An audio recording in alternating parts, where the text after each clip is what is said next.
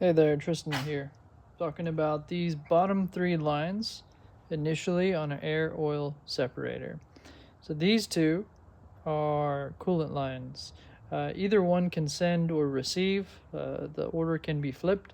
The important thing is that they send and receive coolant.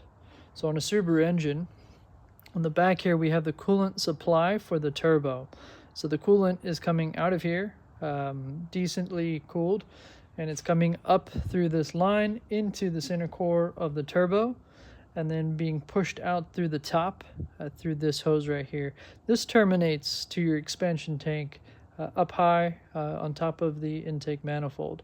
So we're removing this line, and we're taking this supply, what we're going to call a supply, and send it to the air oil separator, and then we're going to send it back from the air oil separator to the expansion tank.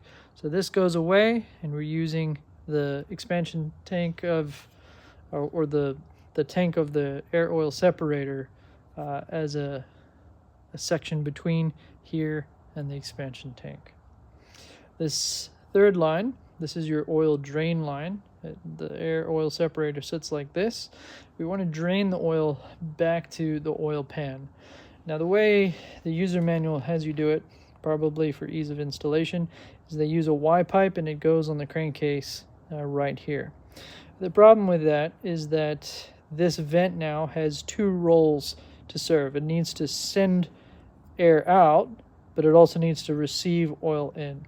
So those two roles conflict with each other. They're trying to move two different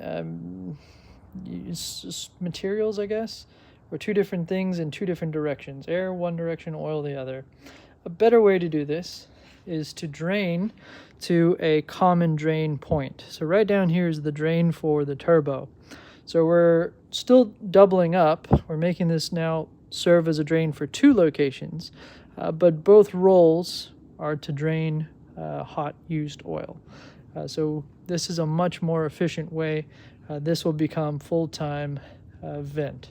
So we'll come back to these vents and where they plumb up to the air oil separator, but that covers these first three: coolant, coolant, oil. The nice thing about using a lower return line is that your air oil separator can sit lower in the engine bay, and it can be out of the way and help clear things like strut bars and bigger turbos and things like that.